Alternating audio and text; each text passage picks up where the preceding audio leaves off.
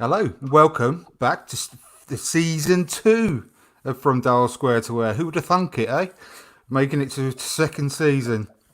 I'm glad to be back, and I'm very, very glad that you're here with me as well, Melvyn. How are you? Very, very happy. Not a bad weekend actually at the moment. Can only get No, worse, but it won't do. It'll get even better. exactly. Well, it's very, very hard not to be, quite excited really about what's going on at the moment at Arsenal. And yeah, a couple of very good debuts yesterday, which we'll come on to. But yeah, I was lucky enough to go to the Emirates Stadium tour yesterday, and when I booked it earlier on in the week, which was a bit of a last minute instantaneous sort of thing, because I saw that you can take kids free, and I thought, oh, it'd been a nice thing to do. And I forgot we were the early kickoff, so I was there whilst the match was going on. I was keeping in touch with it, and I've seen an awful lot of the highlights and everything like that, but I didn't see the match from start to finish. So maybe you can fill in a few of the gaps, Melvin. But from what I've seen, an extremely good performance from start to finish, really. I want to talk to you initially about Gabriel, because I'm very excited about that signing, and considering it was his first match for us, his first game in 6 months, I thought he was outstanding. I mean, what about you? Yeah, fantastic. There was a bit of a muck up in the first couple of minutes with our goalkeeper, and that made the Knowles put a back pass in, and it didn't quite go fast enough. A bit of a muck up, but after that, he just grew and grew. And what I liked about him, like you say, he hasn't played for 6 months. He's playing a new team in a new country in not a position he's used to. He was playing in the middle of a three, which normally plays on the left of a two. So unbelievable. And also, what I like about him, I've seen a bit of him on YouTube. I've noticed that he's very good at getting the ball on a one-to-one with a forward. He gets the ball off him Yeah, every time. He's got very fast feet. And I thought, well, is it just a fluke? Or he did it again yesterday. He did it 2 or 3 times. And the forwards will get very frustrated with him because he just yeah, doesn't he's let very them pass. strong. Oh, yeah. Strong as well. Strong as an ox. And he don't mind pinging the ball either. If he has to ping it, he will do. I'll tell you what, I know one thing I noticed. I think it was sort of about midway through the first half. He absolutely threaded through this ball through the eye of a needle in a really tight situation. It's fantastic. Absolutely brilliant pass as well. And yeah, I just, I mean, that was his first game. I mean, goodness knows what he's going to be like when he's really settled in. So yeah, the excellent start from him. And the other one, Willian, I think, wow, if anyone's still wondering why we signed him, I think that sort of answered a lot of questions to me. He was so lively, made himself a real nuisance, and the way he finds space, I thought, very impressive. Again, what did you think about his performance? Well, we know he's got it in him. We know that. There's no doubt about that. And what I like about a player like him is that he can do so much in very small spaces. He doesn't Yeah, need to kick a ball 20 yards and run after it. He can twist and turn. He can use both feet, and he can see a pass, and he can go past players. Now, once yeah, a midfielder or forward goes past a player, then all of a sudden the defence are on the back foot, and you've got half a chance. It's no absolutely. passing sideways and all that. He's very direct. He sees the game. He's got great energy. Forget his age. He's got great energy, and it's a no. It's a no. It's unbelievable. I mean, like I said before to somebody, did we pay too much for him? Exactly, exactly. You know, I just think that it was easily a loss to Chelsea, because they definitely wanted to keep him. They did the same as what we were always doing, never giving an over 30-year-old more than 1 year extension to a contract. They broke that and offered him a 2 year contract, and that says everything to me, because he was their best player statistically last year, and he, like you said, he just does not play or have the body or physicality of someone his age. He could quite easily pass for sort of someone like 26, 27 in his prime. And if we can get a couple of good years out of him, which I think we undoubtedly will, it's a great signing, I think, personally. He's. I was very happy when we got him, and I just think it adds another dimension to our play. It really does. Can I just say hello to Carol, please? Yeah, So, I'm just saying hello to Carol as well. I'm yeah. typing it out as we speak. Hello, Carol. Thanks for joining us, and Winston. Delighted you're both with us as well. Any questions that you've got, just stick them in there, and we'll just see if we can answer them on the way I through. think Andrew, why Chelsea probably didn't give him a great contract and keep him is that I think that probably Lampard wanted to get rid of a few players, put his own identity on the team, and get some new guys coming through. The ones I've signed evidently are fantastic. So I thought, perhaps he thought, you know what, we can afford to get rid of him, just make a space there, and otherwise we're overloaded. So listen, they're great. They made that decision. It's to our advantage. Absolutely, their loss, our gain. I'm very happy with that. But it just strikes me. We were just mentioning this before we went live that the players, they're just all so comfortable. It seems at the moment on the pitch. It's just that everyone is ready and available and willing to take the ball at any situation, and they're comfortable.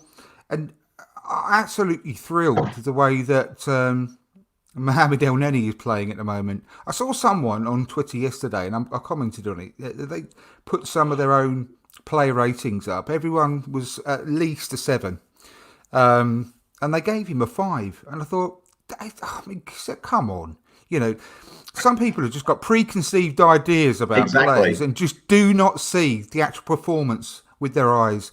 I thought he was amazing. I thought he was brilliant. He had a great yesterday. game. He didn't make a mistake. He's improved or have all knowledge. I mean, that, as you say, that number 5, that 5 rating was given before the match, I reckon. But I think that with him, have you noticed that now he gets the ball and he wants to play it forward? He never did that before. Never. I mentioned that. And it's to do with confidence. And that's what it's to do with all of our first touches now. We actually look like footballers. First touch is brilliant. Then we move on. It used to be 3 touches to get it under control. And by that time, you're finished. Someone's on you. Or you actually do lose control because you just can't control the ball. But now it's so different. Everyone gets the ball. They seem to be facing the right way.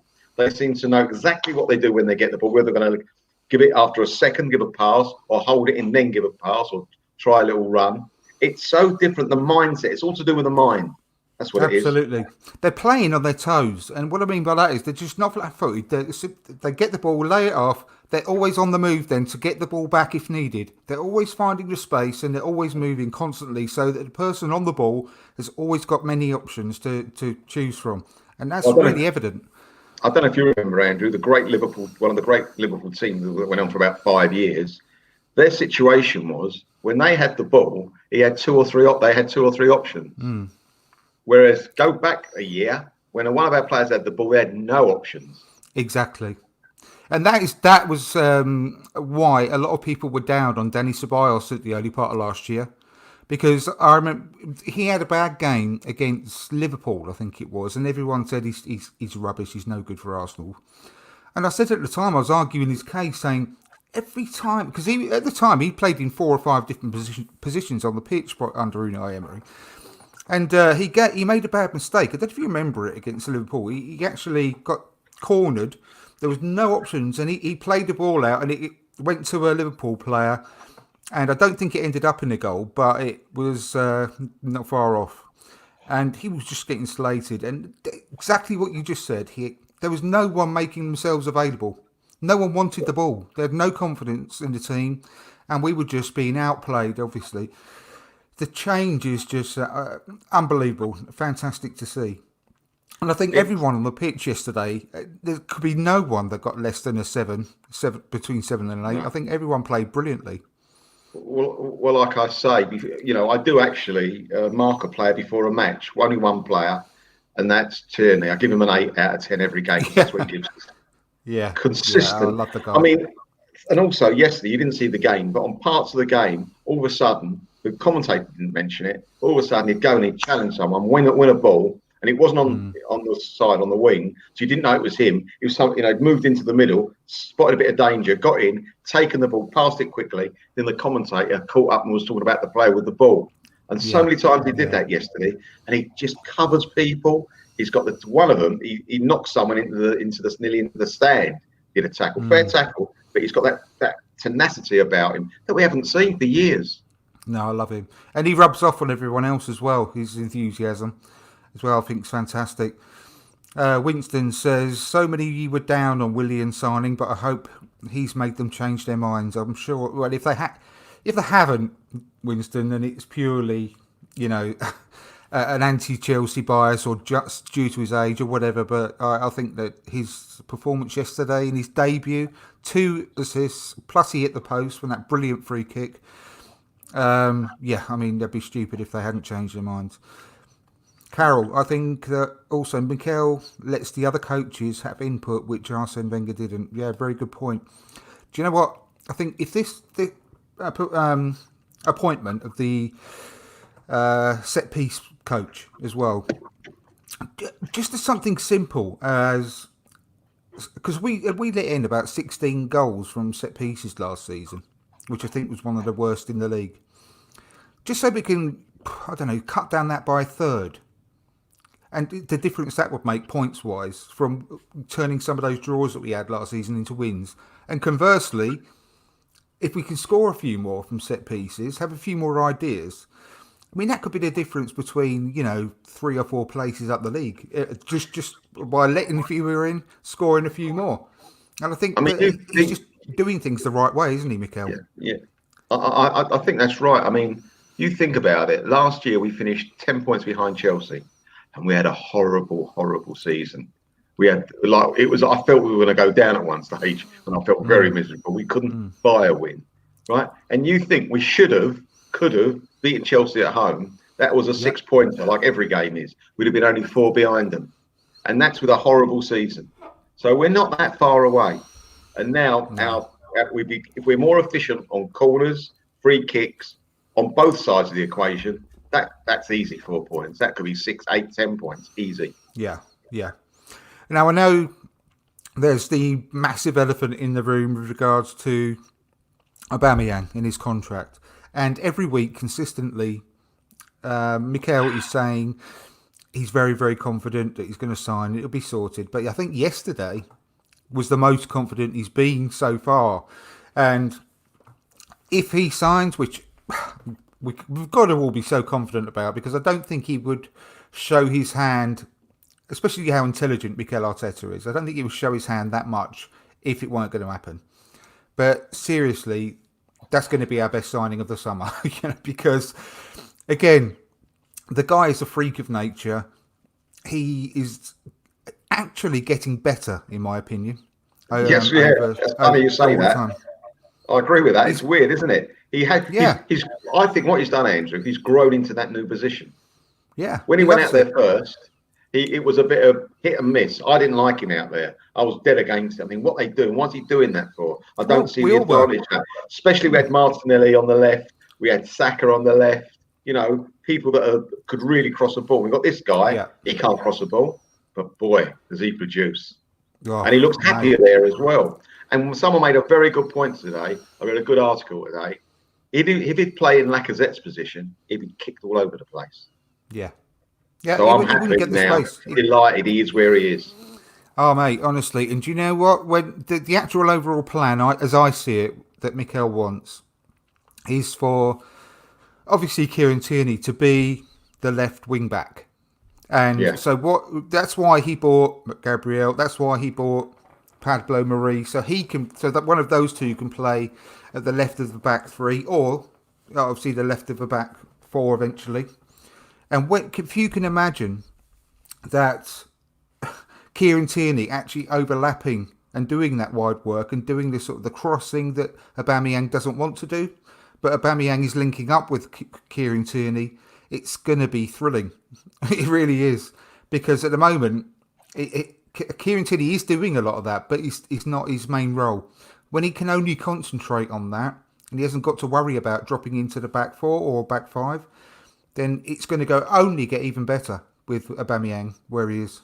Oh yeah, but what is a bit strange at the moment, I know players are going to be changed anyway in the next couple of months as the season goes on. Where's Saka going to play?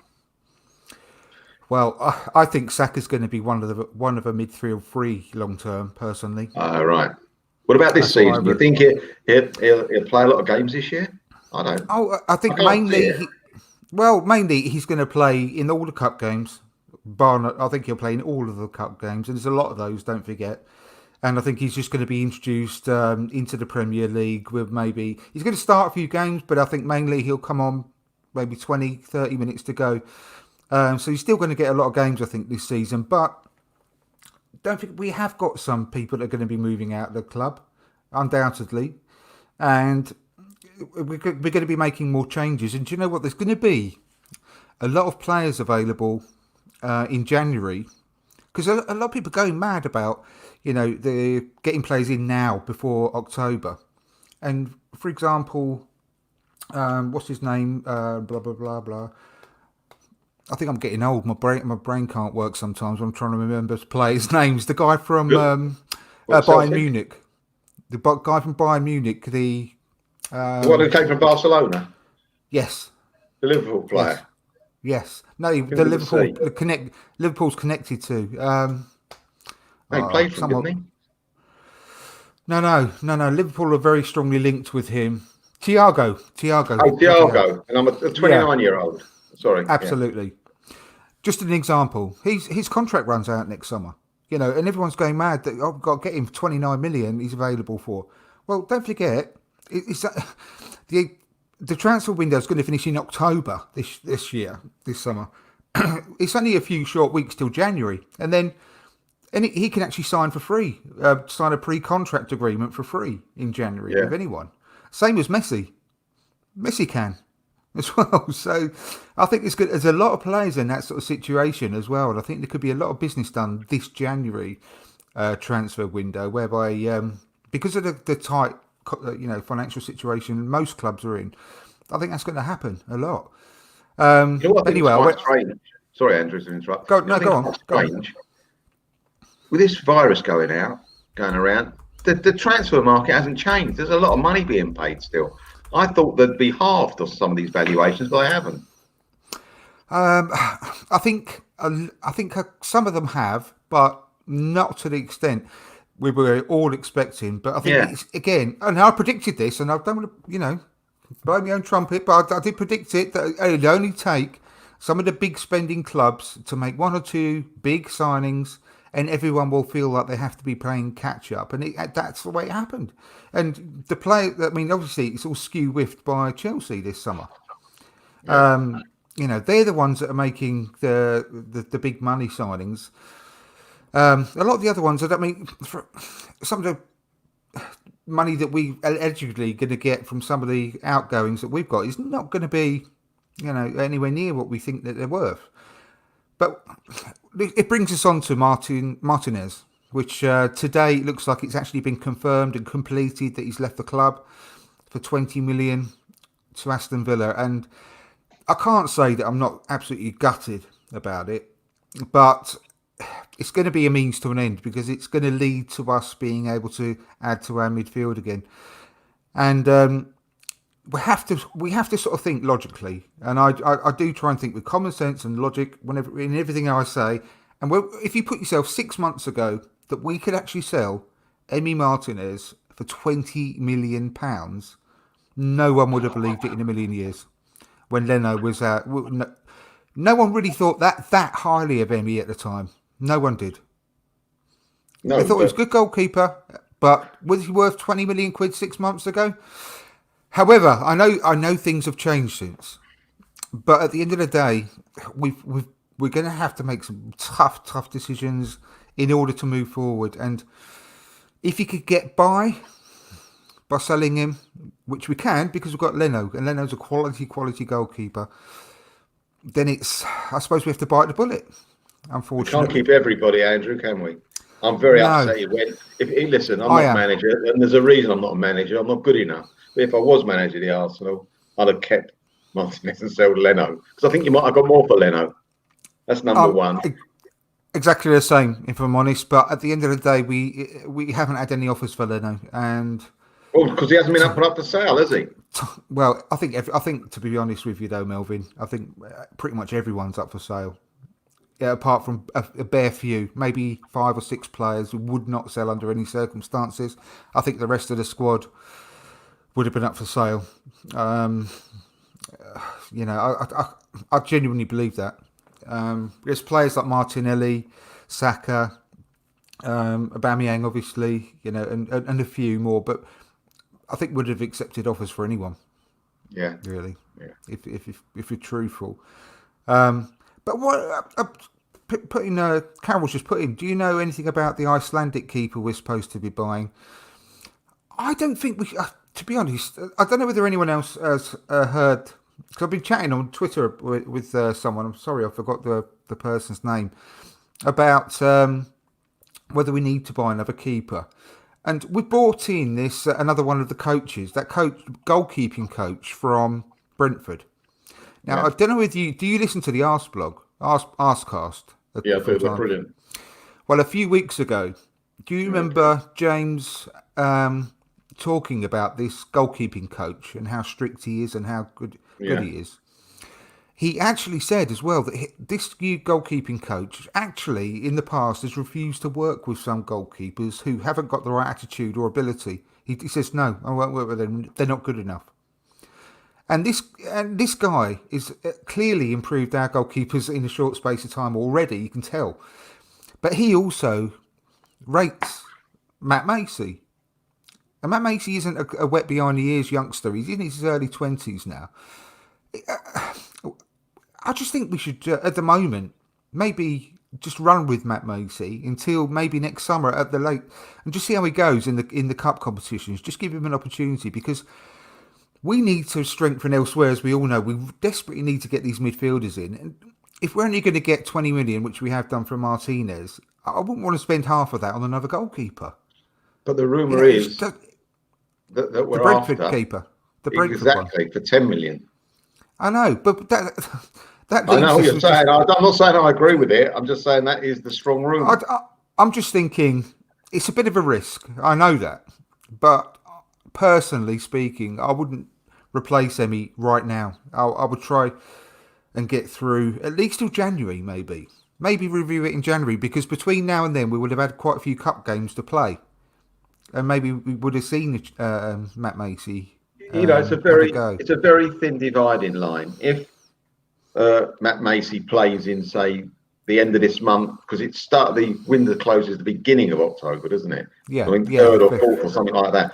So he plays one game and you can't make your mind up, and then he plays after October and he's not the ticket. You are in a bit of a mess here if our goalie does get injured again. Then it's a very, very big risk to take, Andrew. It is. But what are you going to do with 10 million quid? It's not going to go anywhere, is it? If we have to this is what I mean about.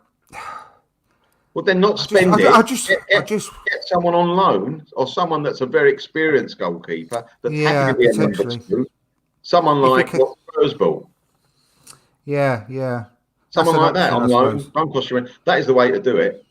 Possibly, yeah. We'll see Because you who's can't get a available on loan. fantastic goalkeeper because a fantastic goalie don't want to be number two, as proven with Martinez.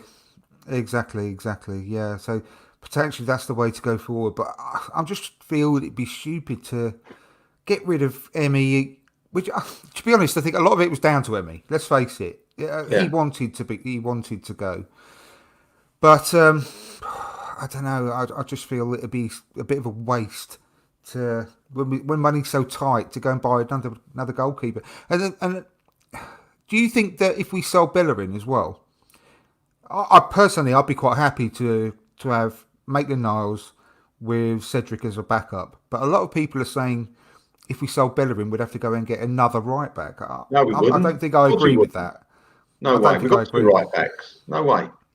No way. No, no. We don't need to buy anyone else. No. No, No, we no, could pocket exactly. quite a lot of money from Bellerin, and he did play quite I, well yesterday, actually. I, But then I have, again, I don't want to sell keeper him, but can't be choosing. We no, can't keep exactly, everybody. We exactly. cannot keep I, everybody. he's another one I really wouldn't not want to go get rid of, and it tells you that the clubs that are in for him, Juventus, PSG, Barcelona. I think it's Atletico as well, most likely. Yeah. Look at all the quality of those clubs that are in for him. It does tell you something about the quality of player. So anyway, he might have to be one that is another one that we don't want to let go, but end up selling as well. I think Torreira might be one that will go. I think he might go because I think we've got enough there now. especially if you're That's looking to buy annoying. someone else there. That's annoying, though, isn't it? Because they're only rumoured. I think it's Torino and Fiorentina, and Loan they're or only something, isn't it? rumoured to go on loan. An That, 8 million what's the point of loan that? fee. What's the point of that? An 8 million loan fee with an option, well, an obligation, sorry, to buy next summer for I think it was 18. So it's a total of 26. But we need the money now, and that is the reason why we can't get Partey from Atletico, because they need the money now. Listen, It's no good to them to have sporadic payments. They need, because they're in such financial difficulty over in Spain. it's easy for me to sit here and say this, right? But Yeah, if we think we can get money for Torreira, medium to long, short to long, medium term, and we can get Bellerin out, and we can do this and we can do that, we could perhaps sell somebody else, one of the centre halves. The favourite at the moment to go would be Chambers. I don't think Holding's going anywhere, right? Would be no, Chambers. All this money, we haven't got it now, but we are going to get it. It would be nice if our owner would go, you know what, for 65, 70 million in the kitty, I'm going to give you, I want every penny back, but buy Partey, put a deposit down absolutely. to ABC, and then by January, I want that money back by hook or by crook. You've got to Yeah, let people go. exactly. That way, I there's no pressure on us as much. And once that's known, that no one will ever know the details because we're a private company now. But once we say we don't have to sell any players at the moment, which is a white lie, we do have to sell them, but not necessarily now. All of a sudden, you might get your 25s and 30s with players you're only going to get 15 on loans for. That's exactly what I've been thinking. Yeah, you took the words out my mouth, Melvin. Exactly what I've been thinking. Whether that can happen or not, I think it might have done by now, but we'll have to wait and see. But if the time to buy people the time to buy people is now. I'd say it's just the buyer's market. We all know that, and if Yeah. we can go, I think we could. I genuinely think we would get our and Partey if we just could get access to that money. And I think a short-term loan by the owner is not exactly a lot to ask in this situation. With all due respect to him, Andrew, it's marks on paper. It's not. It doesn't Exactly. mean he can't pay for food on his. He can't pay the mortgage next month. It's I don't basically think he'll be struggling. No, no. I don't think he'll It's be marks struggling. on paper. It's just a couple of figures that's gone off of it, and Yeah, that's all I it know. is. So I know. that would get the fans behind him as well. Because let's face it, we've knocked the ball, and rightly so over the past few years, or longer than that. But they've got Arteta in, Yeah. so we got to give him a big tick for that. Well, let's have a quick word about that video for the launch of this kit. Oh my god! Oh my god! Oh It brought. oh oh I'm not even being funny. oh! I thought it literally brought a lump to my Yeah, it throat, and I was, and thought me. Yeah, very I wanted emotional. to I wanted to stand up and like the American national anthem, put my arm across. And you know what? Winston Oh, Churchill, eat your heart out, mate. That was it just was rousing, and it I was can't get enough of it. I unbelievable. can't. Yeah, I it's. mean, you cannot knock Adidas for their advertising. It's just amazing, and yeah, one of the best I've seen, But without don't you doubt. think it was so good? But don't you think it wouldn't have been quite the same if Arteta wasn't our manager?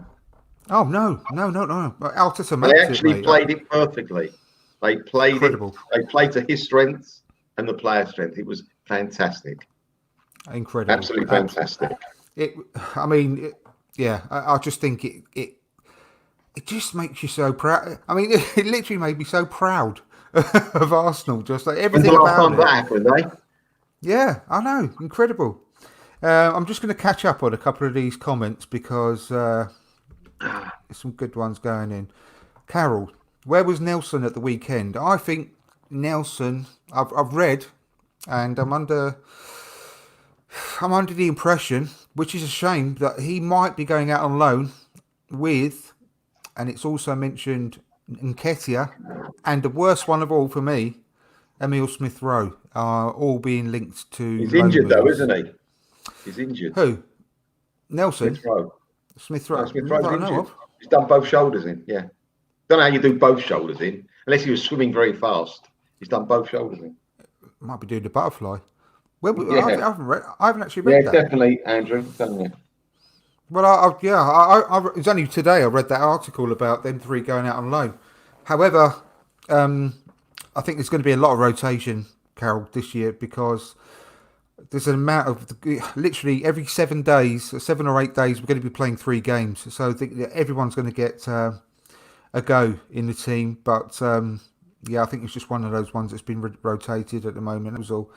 Do you know anything about the Icelandic keeper who we're supposed to be buying? Runa Alex Runason. I don't know. Honestly, don't know, Carol. I'll have to have a look at that one. I'll have to I do a would bit like of to buy his digging. shirt. Yeah.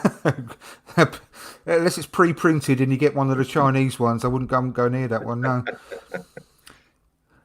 Matt Macy says he wants to go to play regularly. Yeah, I understand that as well. He's another one that's been at the club for quite a long time. 6'7", Matt Macy. Carol says, I think the domestic transfer window goes on a bit longer. Carol, that is only for the lower league clubs. The Premier League window slams shut on the 5th of October. But there's 2 more weeks for the lower leagues to get loans from the Premier League and elsewhere as well. Does that mean you're saying doesn't lower cover the Premier. leagues? Just lower leagues, not teams low in the league. No. So Championship and Spurs below. can't buy any more after October then? No, unfortunately not. They're fucked. A hilarious result today. Oh, amazing. And the performance, I saw some of the performance. It's like our old manager was there. Honestly, it's like our old manager was dreadful. I hope they. Well, they can't afford to sack him, which is the best part. there. No, they can't. No. They're stuck with him, and I Yeah. think it's hilarious. I think it's hilarious. I've only watched the first 3 of those programs yet. I haven't watched the ones that came out this week. I'm going to catch up on those. I haven't watched any of them at the moment. I haven't got Amazon, but we will see. Yeah. Winston, I think he's very weak at saving close range shots and weak at catching crosses and weak saving long shots. That sounds like he's weak at everything then, Winston. And he comes off his line off. And who are you talking about there? Is that the Icelandic guy or... doesn't say. Yeah, who's that, Winston? I don't know which one you're talking about. Matt Macy or... I don't think Matt Macy's that bad.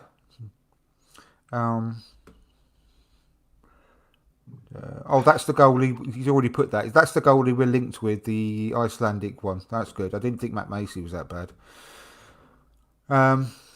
Yeah, the guy at Brentford, I can't remember his name, but he had a really, really good season. And he's actually...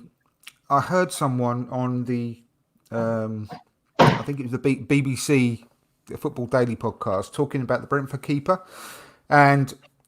he's actually, believe it or not, very, very close in style to Manuel Neuer, being like a sweeper keeper. That's right, yeah. And he's had an excellent season, but everyone is going back to, unfortunately, in judging him, including me a little bit, I have to admit, on the playoff final where he made that massive mistake by being just in the wrong position. And I think that's done him a little bit. But that might be in our benefit because it might have knocked a couple of million off his price. But do you know that he's only 6 foot? Yeah, that's the other thing. But he. I don't like small goalkeepers. Sorry. No, I'm not that keen either. I'm prejudiced against small goalkeepers. I'm the same. I have to admit, a lot of the skills that it does sound like quite an exciting player, but it does put me off a little bit. And that's why I'm so gutted about losing Martinez, because the way that he commanded that area and caught everything. He's got presence as well. Great presence. Yeah. Just to go back to the goalkeeper, just to go back to him, about price 20 million, you're saying when we would have laughed at that a few months ago, and rightly so. If Arsenal were in a mess for a goalkeeper and you could have bought Martinez for 20 million, you'd have broken it, snatched your hands off. 20 is the wrong price, Andrew. Mate, I'm trying to look on the positive side because I can't see much, if I'm honest. Yeah. I'm trying to look at it in the way that within such a short space of time, we have got a decent amount from him based on how much he's played. But when you look at the price, I mean, look, he is twice the goalkeeper Kepa is at Chelsea. And that is a completely skewed transfer fee. I know, 72 million. Yeah. You can't make, that's not a real price. No, it's not. But when you do consider things like that, and when you consider that Bournemouth goalkeeper went to Sheffield United for 18, again, nowhere near the keeper that Martinez No. is. Martinez is easily worth in a normal, but this is the problem. What's anyone worth in this market at the moment with the COVID situation? No one in the crowds again. No club is actually making any money from crowds, and in a normal market, I would put Martinez down at 40 million. Yeah. 30, What did he cost, 35, the 40 Everton million. goalkeeper, Andrew? What did he cost? The Everton goalkeeper. Everton. Yeah. The one who plays for England. Yeah, you're He was asking. Went from 40, wasn't Sunderland, he? didn't he? He was he was 40, wasn't he? Honestly, can't remember, mate. Honestly, I think he was don't about know. 40. It was like a record for a goalkeeper in this country. And he's One of not. them. He's He's not up to nowhere. much, is he? No, He- exactly. You know what? It's taken us 10 years, if not longer, to find a decent goalkeeper, and we've let him go. I know. We've had a lot of rubbish Man. the last 15 years. Not all, The one, some goalkeepers. the one good thing is we've still got Leno, who is a quality Oh yeah, goalkeeper, yeah. and he's right up there with. I mean, that save he made, this second or third minute when Made it he was look that mix easy, up, didn't he? really good save actually. Quite Yeah, underrated that was. He did a very good job. But yeah, we're just going to have to take the bitter pill and I just agree. hope to God. I just hope to God we move quickly now and buy one of these midfielders that we're after. And but I can't say anything other than I can trust Mikel Arteta with anything. That's right. And I would just trust him to be making the right decision. End of the day. So, moving on, I just about touched on Aubameyang earlier, didn't I? About signing Yeah, the contract. Did you see or hear the match of the day comments that Ian Wright made about him signing yeah. the Go contract? around his house, didn't he? He's going to go and see Papa Aubameyang and just make him sign it. But what I can't. It's just so annoying. It's like the Willian transfer. We all know that Willian signed a contract, and it's 120 grand a week. Okay, and that is it. But no other club gets it done like put it like us, because it's widely reported Willian's on £250,000 a week, because what they've done is every conceivable possible optional extra that he could get if he win the league, if he win the Champions League, gets bonuses. If he gets so many goals, he gets a bonus. Blah blah blah. Signing on bonus, the works, and they added the whole lot up and packaged that up as what we are paying him. We're not. No. And the same thing has been reported about Aubameyang as well. Aubameyang, we've all known by reputable people that he's going to be signing a 3-year contract at 250 grand a week, and he's worth every penny. No, It's I cheap. cannot doubt Cheap. that. Absolutely cheap. To replace a guy like him, well, it's impossible for a club like. I don't think there's anyone available for a start. But And he, as you say, £250,000 is nothing compared. As you say, what are you going to do? What's the alternative? we ain't got one. We wouldn't be able to replace him, because if we sold him for, what would we get for him now? Nothing, because his contract's running out as well. 25, would you? 30? Well, I don't know. You possibly push maybe. I mean, if you're lucky, you might get about 40 million maximum, but Yeah. that's doing really well. But who would you get for that? No one to No, replace his goals. you have to change the style the way we play as well. It's a joke. It's pointless even talking about. So, Yeah. excuse me. But why? But why it's what's- taken so long for him to sign? I reckon he has signed. The club hasn't put it out yet because our carrier pigeon's not well. Once the carrier pigeon gets better, I think you'll hear straight away. I think it's either that or the smoke signals. It's just not working properly. Yeah. But The fire's gone out. But the other thing, I've seen again the same thing. What happened with Willian's supposed salary is happening with him as well, and we're paying apparently close to 400 grand a week, because what they've done again is added up every single goal bonus, every single thing that we could possibly win, and rolled it all up and divided it up by 3 years, and it just winds me. I mean, I can't go on enough. I keep banging on about how things are reported in the press about Arsenal. It drives me mad.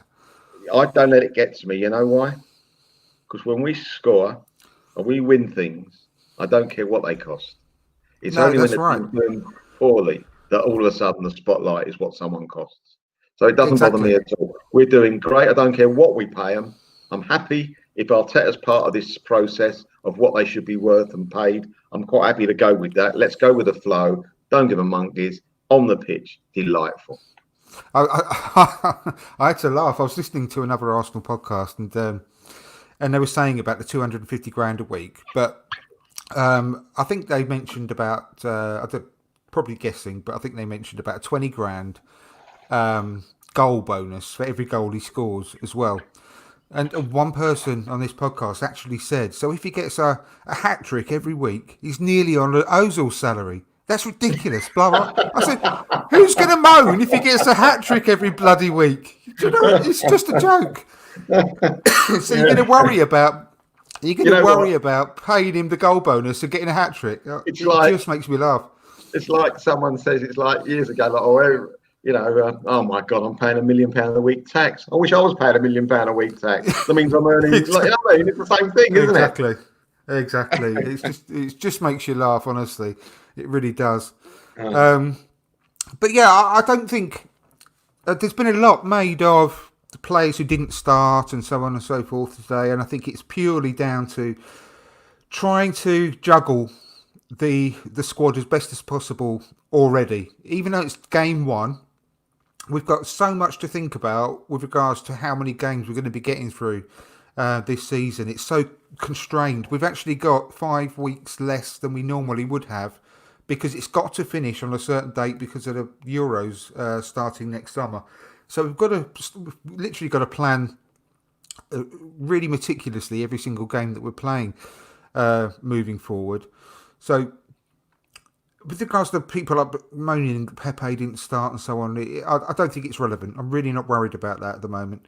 But one thing I did hear when I was listening to the commentary on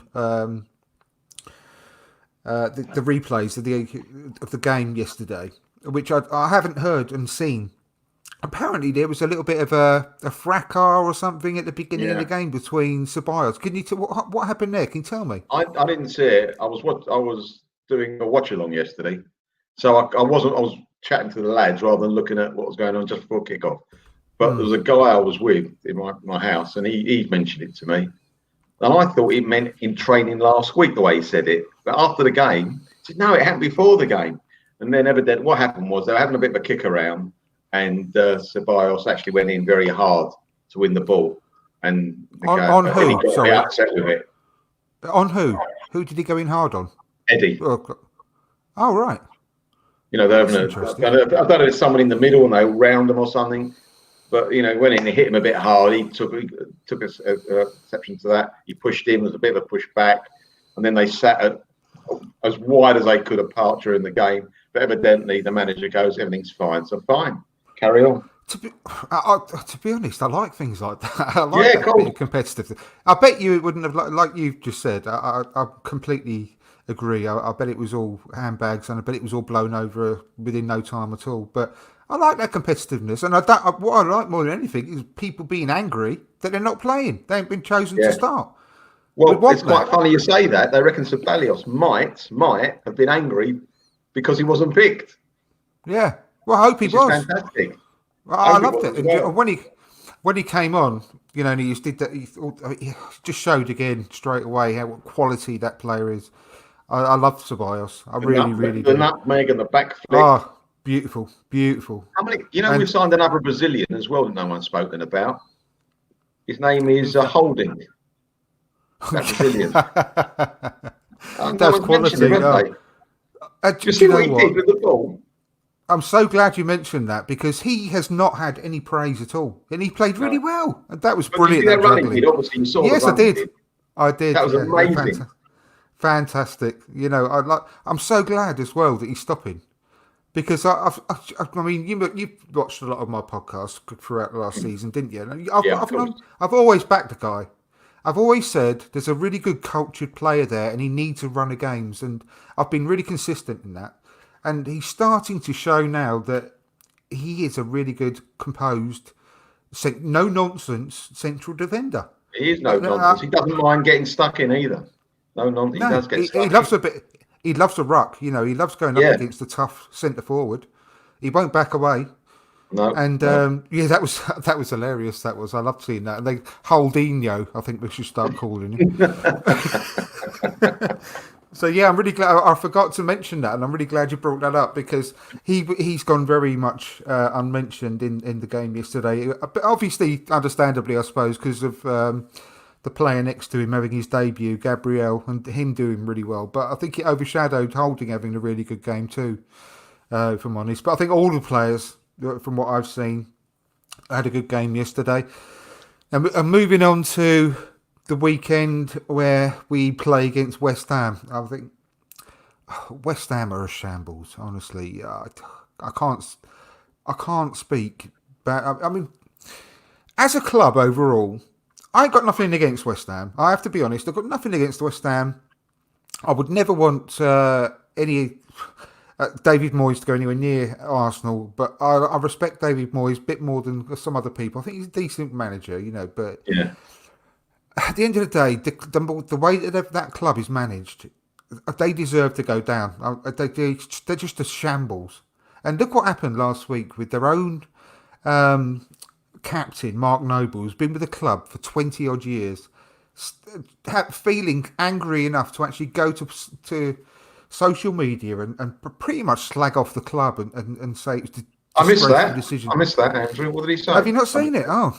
Yeah. They sold this 18-year-old player, his name escapes me, but this player went on loan to West Brom last year, had an excellent season, really, really talented 18-year-old.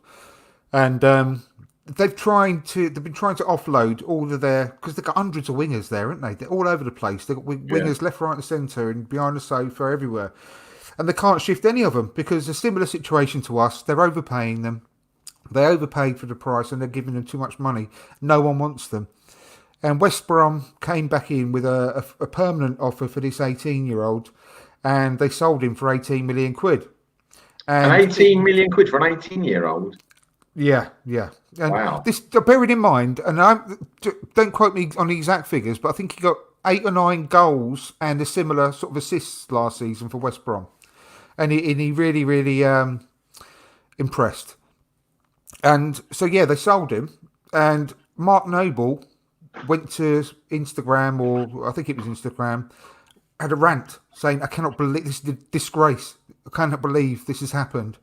And then half the squad backed him up, liked it, and commented themselves, including Jack Wilshere as well, backing up Mark Noble. So the whole squad is in turmoil at the moment as well. And I think we could actually have a better result next weekend than we did this weekend. Touch wood. They could be in trouble this year, couldn't they, Andrew? Really? I genuinely they need a bit of inspiration from somewhere, don't they? I honestly think they're going to go down, and I would actually really enjoy the fact that they'll go down because of their owners. That Karen Brady, I cannot stand that woman, and Gold and Sullivan. They're just. The whole fan base is just, it's probably more angry than the Newcastle fan base because of the way that they left their stadium. They hate that. I mean, to be fair, I feel a little bit similar with leaving Highbury. However, we have got a great stadium in the Emirates. I can't deny that. It is a great stadium. But I do miss the Highbury. But their stadium that they've moved to at West, the London Stadium, it's a shithole, really, isn't it? It's not a football stadium. I went there. I watched not an Arsenal game. I went there, watched West Ham play. They played Bournemouth a couple of years ago, and it was a good seat, but it was so far away from the actual pitch. Exactly. There's no atmosphere, is there? And at Upton Park, you're right on the pitch virtually. So that was. We went to see, fun enough, a game, not Arsenal. A good friend of mine, very good friend, my best friend, is a West Ham supporter, and he took me and my son years ago to West Ham played Man City. And my son had only been to Highbury or the Emirates. And when the teams come out and they started singing I'm Forever Blowing Bubbles, the hairs at the back of his neck stood up. He was like, wow, he'd never heard anything like that in his life before. It was amazing. Yeah. But they deserve everything they get, I think, at West Ham. And I can only see them going down this year. They were lucky last year, if I'm honest. But yeah, so yeah, that's the next game, and I wouldn't be surprised personally if we see quite a vastly different team again starting next week. Do you think so? Yeah, I think there'll be a lot of rotation again. I think Saliba might come back in next week for a start. I think Gabriel will carry on, and Holding as well. I think it might be Holding, Saliba, and Gabriel next week. I think Pepe might start maybe as well. Nketiah might come in from it. I think it's going to be a lot like this season, Melvin. I think I slightly disagree with you, because I think that instead of every game changing, you change them every 2 or 3 games. I think you need a bit of consistency. You know, we've got momentum now. We've had momentum for quite a while, and to change it completely, I don't think you do that. You've got to get level number one. You've got to have defenders. You've got to get used to playing with the new people. 4 or 5, I think, maybe 4 changes I could see, but I wouldn't change wholesale changes, of course. But I think Saliba will definitely start to be introduced, because I definitely think the one thing that he really wants is to really properly unleash Tierney on the left. Yeah, I wouldn't be surprised, because he's doing brilliantly, Kieran Tierney. I mean, you could put him anywhere on the pitch and he would do an incredible job. But he is being a little bit wasted playing at the left of a back three, in my opinion. He's worth so much more to the team. And AMN is doing a great job, don't get me wrong, but he's nowhere near as effective as having Kieran Tierney on the left. Because it's just crossing is fantastic. He's the best crosser at the club. I think Kieran Tierney on the run. Yeah, brilliant. Yeah. So I wouldn't be surprised. He drives forward as well. When he drives forward, even without his crosses, he's so dangerous. I'll tell you what, yes, in one of the highlights I saw of the game yesterday, his pace was incredible, recovery pace, coming back. Didn't quite actually on that at that time stop the guy getting his shot off, but he had a good 10-yard head start on him, this Fulham player, and he just caught him up and actually overtook him in the end. Pace was brilliant. I just can't wait to see him properly playing where he's most comfortable on the left. And I think if you put yourself in Arteta's position, you must be thinking the same as well. If I'm honest. But I've got a question for you. One question. I hate to be negative. It's not really negative. It's a little bit. Out of all the players that have played in the last 6 months for Arsenal, which player hasn't got better under Arteta? I've got one in my head. You might disagree, or you may not. Give me a minute. Don't tell me.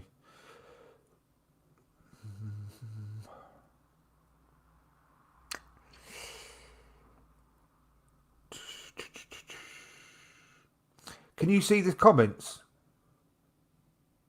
Have a quick look through the comments while I have a think, because I don't want to know. Yeah. See if there's anything you can answer. There's no questions. There's just comments on that. I mean, I agree with Stuart Chapman that Pepe needs to up his game. I think he will do. I think he needs to play a little bit more inside rather than hug the touchline. Yesterday, he didn't quite get into it. Someone's got it there. Someone's got it there. 2 of them have got it right. Bang on. Let's have a look. Did you see the comments? 2 have got it. No. Kolasinac. Yes. Pepe. Oh, Kolasinac. Well, it's not possible for Kolasinac to improve because he's useless. There's room for improvement, but he hasn't done it. What are you talking about? No, he's not even born to be a footballer. No. I do take your point. I'm only half joking. But very good. Yeah, the only one in my opinion. I wouldn't have got that one because, it's true. I think Nelson. I don't agree with you there, Chappers. I think Nelson is improving, but he's another one which I feel a bit sorry for because of the position he really needs to play on the right. Attacking right, he's got too much competition there. So that I would actually like to see him go on loan and have a good run in a team, ideally in Germany if possible. But at a lower half Premier League side would be great as well, because I see that the kid has got bags of potential, and his confidence is coming back. His confidence is definitely coming back. That goal he scored against Liverpool, that was not Yeah, an easy terrific. goal, No, no. and he was ice cold. And the penalty he scored in the Charity Shield, you could not be cooler, could you? No, yeah, was that the one we was he's flicking it up before he got to the penalty spot? He was yeah, doing yeah, keep he's up. doing keepy uppies on the way to the spot. All But right, I've he's got a question for cool you as you now like. then. On Nelson, I've got a question for you. Do you think he's strong enough to be a wing back? So if we did get rid of him, I want. Do you know, well, I've suggested this several times. I would love to see him as wing back. is he However, strong enough though? we've got. Yeah, you don't Do you need. think he is? He's no weaker than Kieran Tierney on the other side. He's not. Kieran Tierney isn't massive, but he's got the He's strong. determination. He's strong. He's strong, but I don't think that Nelson's going to be any less strong. I don't want to 20, put a don't downer forget. on Nelson, Andrew, but Tierney has got an enormous heart. Oh, he Enormous. has. Oh, no one has. No That's one's what got I'm a bigger asking. heart than That's the him. question I'm asking. Could Nelson actually be that type of player that I would. I would love to see it in the cup games. I would love. I think that he would be, if he could be trained properly in that role. I could see him having a fantastic relationship with Pepe because Pepe could obviously left-footed playing on the right. Having Nelson next to him, which is with a lot of skill, pace, and ability, being able to overlap him and actually cross with his right, you'd have Pepe being able to come in onto his left foot, and Nelson coming in off his right foot to cross it in. I think it could just gel perfectly. But that's another reason. But go on. AMN could also do it if we sold Bellerin. There, but that's another reason we could sell Bellerin. I don't want to sell Bellerin. We can't keep everybody. And if we did sell I Bellerin, know. we wouldn't be that short. We don't need to buy another wing back. We might have somebody there who could actually do the job. I definitely don't think we need to buy if we sold Bellerin. I don't get that at all. I really don't. And I mean, I put a thread on because I got fed up listening to people moaning about the signing of Cedric as well. And I said, just to cut it all short, what I don't get why people have got a downer on him, because it was a free signing. We only had to pay £1 million for, because it was reported. People were saying we had to pay £5 million loan fee. That's We didn't. right. It was £1 million. Yeah. The point of offering him a 4-year contract was that because we've got these new rules whereby we're supposed to be looking to sell or re-sign when they've got 2 years left, we'd have to be doing that next year already. So stupid. Now, what other international European Cup winning right back would come to us to know that he's going to be second choice and sitting on the bench most of the time? Yeah, no one else. No one. So I just think it's a no-brainer to have brought him in. He's only on 65 grand a week as well. 65 grand is nothing in this day and age. But he's left-footed as well. He can play on the left. You know that. He's left. He can use his left as well. So he's a cover. He's a very good crosser.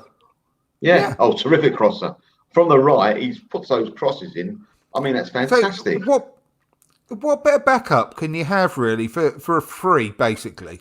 Give or take. People still moan. And people are moaning, and I just don't get it, and it really annoys me because he's not a bad player at all. He's not going to be a world-class player to come and join us as a backup, but he's a very, very good player to have as a backup. Not only that, I know it was a bit of a once in a lifetime type situation, but how many world-class players did Leicester have when they won the league? You don't need world-class players to win the league necessarily. You might need one or two, perhaps, but you don't need a whole team of world-class players to win the league. That is a great way to lead on to thoughts about the season, because you pretty much summed up in just that one sentence how I feel about this season, because I've got no doubts whatsoever that Chelsea are going to do well in spells because of the quality players that they've got. They're going to win some games on their own because of how good they are. But long term, over a season of 38 games, they are managed by Frank Lampard.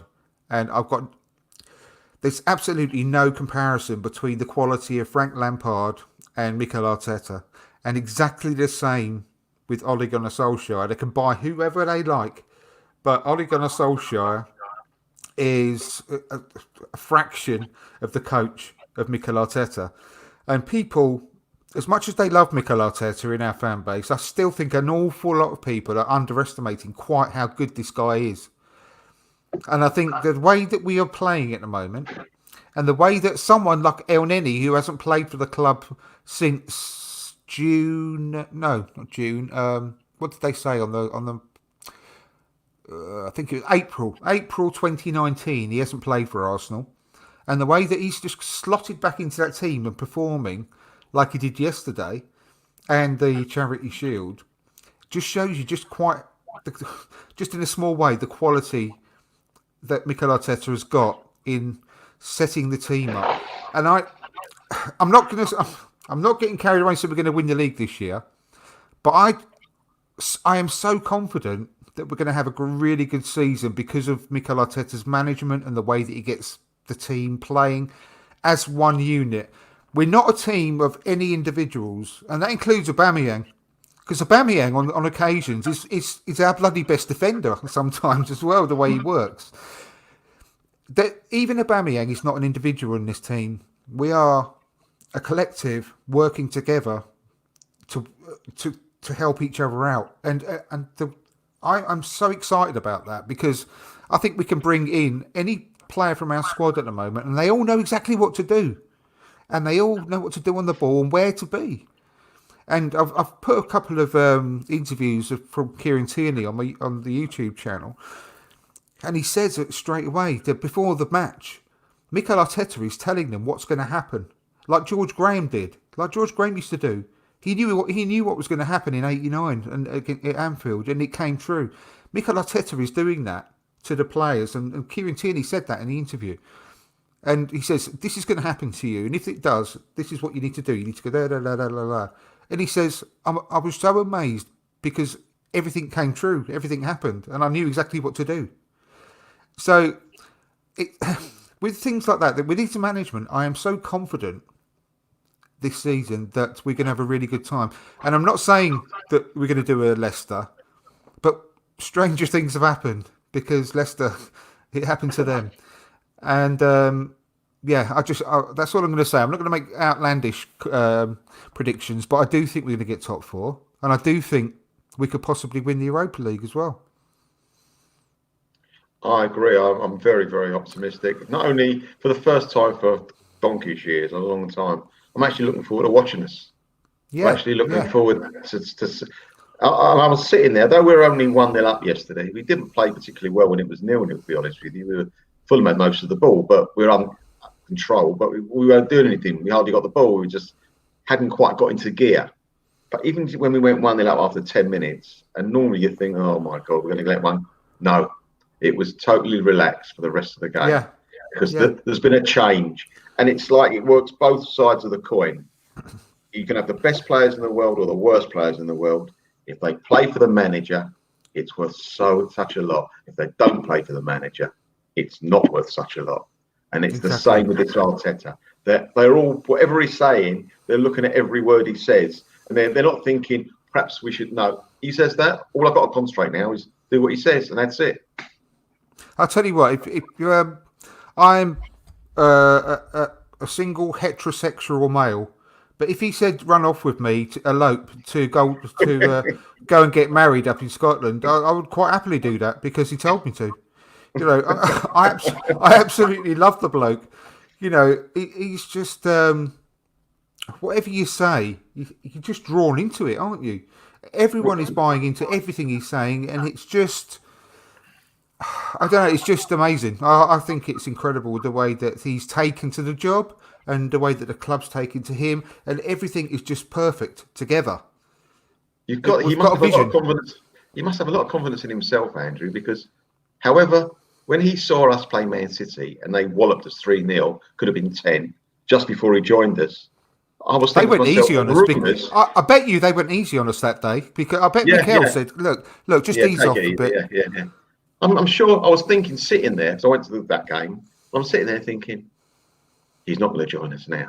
Not that I thought he was the greatest manager coming anyway. I thought, yeah, it'd be okay. It's better than what we got. What we got was rubbish.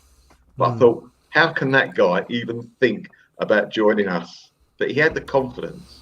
He saw through what people like me and the rest of us didn't see through. He saw that there was something there. To me, there was nothing there. We Amazing. had a bunch of jokers, didn't we? All wearing clown shoes and running around Yeah, and yeah. squirting people with their fake little flowers, spraying water in the faces. It was just a joke. And the one thing that was the weirdest thing I've ever seen on a football pitch, and I've said it before, but I've never seen it before, and I don't think we'll ever see it again, is when Lacazette scored that last-minute equaliser against Southampton, and the whole ground was quiet, and none Yeah. of the players celebrated. We wanted him sent off. We wanted him sacked, didn't we?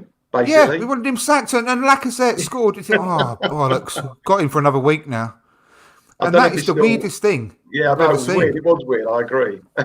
We had one. Stan the man was in the comments a minute ago. Hope you're still there. Hello, Stan. Hope you're well. Hiya, Stan, how you doing? Um, Chappers said Pepe needs to up his game, according to the boss. I thought Pepe was the man of the match in the cup final. I thought he Yeah, really, really, but and he yesterday started to. he only played a little bit yesterday, but he just couldn't get it going yesterday. Well, Couldn't I get it. mean, God, Only for you about weren't in the 15 minutes, game. he might have been, but I don't Exactly. know. I'm not knocking him. What It's just the way it was. That's the way it is sometimes. I think he's got. Do you know what? I've said this before. He is technically our best player. Mm. He is. He just needs to get that the click. It just needs to click, and he was starting to do that towards the end of last season. And what I said when just after he was signed, and I said he needs to play in the middle. He needs to. He Yeah, isn't. away from that touchline. Yeah, he needs to be an inside forward on the right rather than a winger. He should not get chalk on his boots. He should be roaming around that sort of the right hand side of the penalty box, and that is the way that he will. That's the way he scored all his goals, and that's the way he frightens the life out of defenders. And he is starting to build up a good relationship with Aubameyang. And do you know what else? The biggest thing for me, if you watch any of the videos, the behind the scenes videos on the Arsenal.com, he looks better. He looks so happy. He's smiling all the time. He's actually getting involved with the jokes. And because I was a bit worried that he was a loner, like he was, not really fitting in. But I've been really encouraged by watching those videos on Arsenal.com, and he's laughing his head off, and he's getting, it's natural. He's not forcing it. You can tell, and he's really becoming part of the squad in a big way, and I think that's really encouraged me that he's settling in finally, and I think it could be a big season for him this year. I would like to see, and when we signed William. And I said before, I thought Willian was going to come in and eventually take over Lacazette's role, because if you've noticed, towards the end of last season, Lacazette was dropping really deep, wasn't he? He was playing in that number 10 hole, if you like, and working his socks off, doing a really good job. I'm not knocking him, but it's not his position.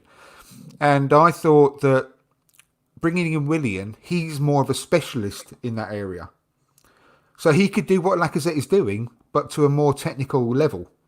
And Lacazette isn't the best passer of the ball either at all times. He can do, but it's not his strength.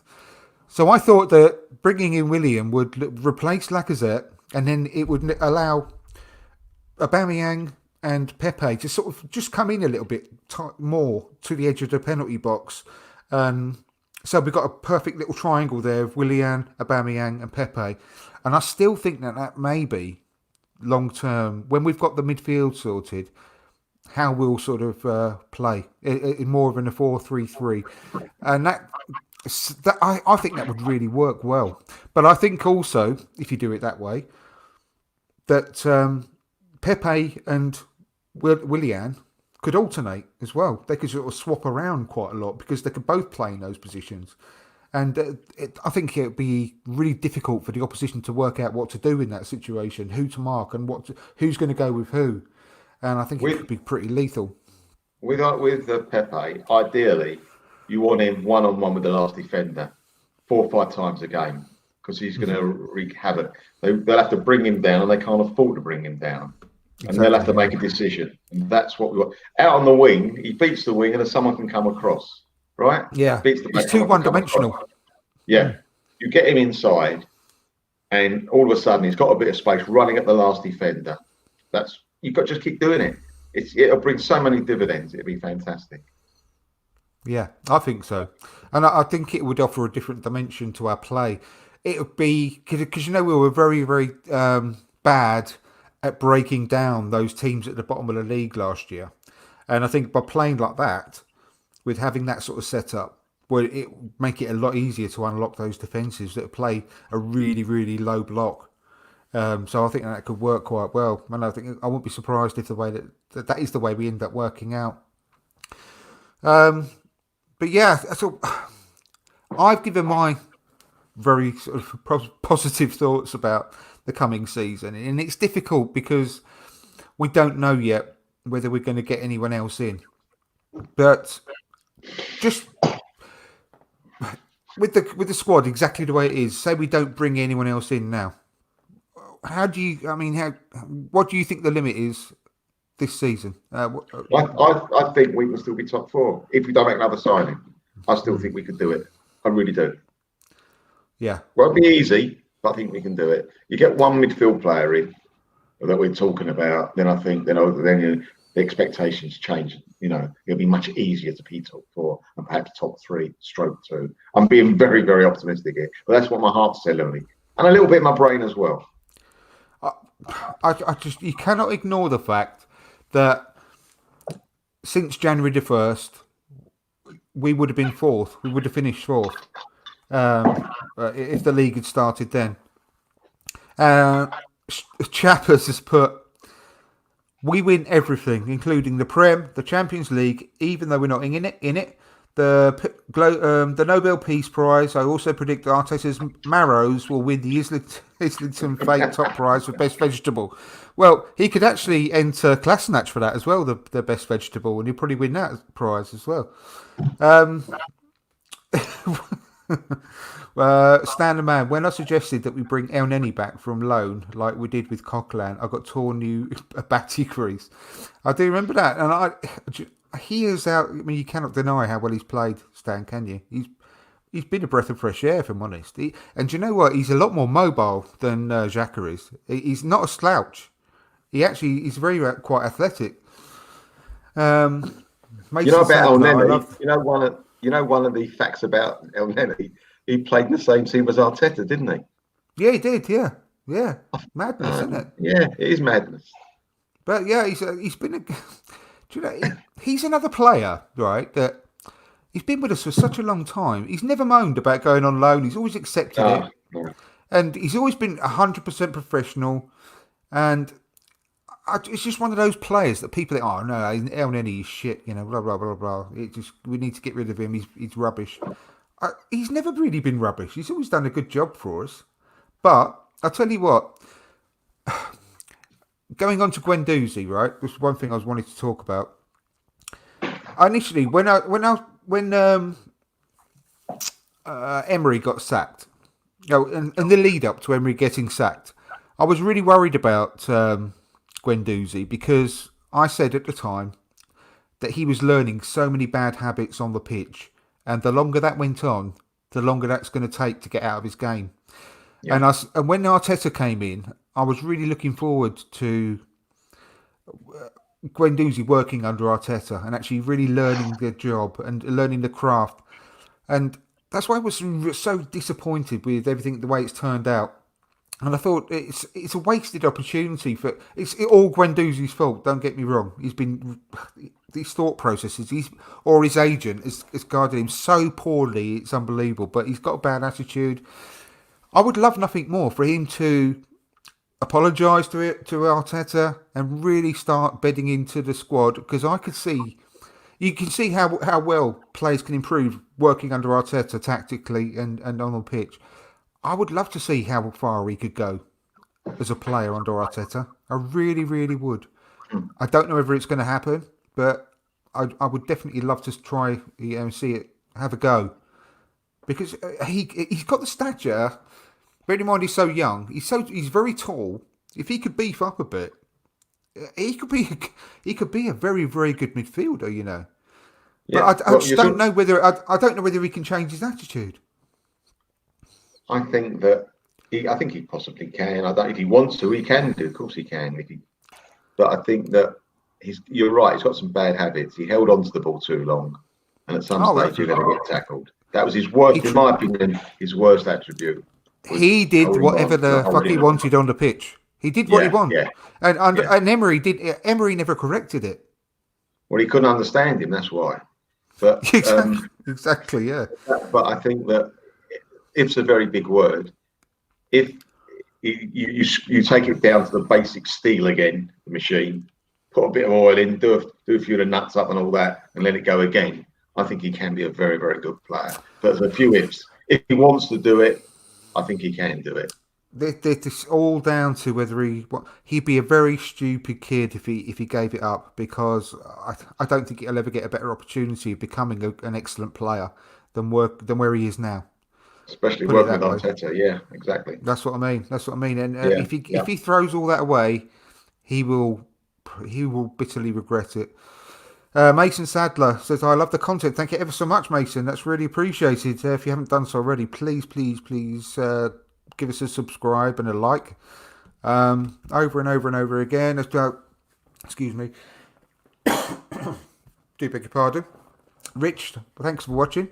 We're on the up. We'll be hard to beat this season. We'll achieve anything this season. Without the ball, we're improved so much. I couldn't agree more, mate. Chappers, Arteta has been focusing hard on his allotment over lockdown. I think that's probably where maybe Ozil's been working down there, giving it a bit of a digging over, and Kolasinac maybe. He wants to win everything. The man's a born winner. That absolutely, mate. He goes into every single competition. And I got stick for this on Twitter, right? I got into a bit of an argument saying that you've got to have, with an elite attitude, you've got to go into the Premier League, the Champions League, the Europa League, everything you're in with the trying to win it. You're not going to get anywhere if you don't try and win everything. And that is his elite attitude, and that's what he's trying to bring to the whole of the club, not just the players even. Arteta won't even let his kids beat him at Guess Who. No, I definitely agree that. Can you release a Premier League predictions video? That could be a good video idea. I'm more than happy to do that, Mason. Stuart Chapman, or the Stan the man. What's that? Let my daughter marry El Neni, even though I don't have one. I'd say I've said earlier, Stan, I'd marry Arteta quite happily, even though I'm strictly like a heterosexual male. I'll have no worries at all about marrying Arteta. He can do whatever he likes. The last few games before Emery left, I literally thought we might not ever win another game, Carol said, and we could not see where the next point was coming from, could we? At that point, literally, it was. I said on many a podcast, we're only going one way, and we were heading towards the bottom three. I just can't. I never ever want to feel like that again. I've been an Arsenal fan for many, many years, and I've never felt as bad as I did whilst Emery was in charge. I remember going to games against Brighton and Southampton and whoever it seems of that ilk, and I was, before the ball was kicked, I was not confident, and I've never been I hated watching this. Never. Never. It was a chore watching our games, wasn't it?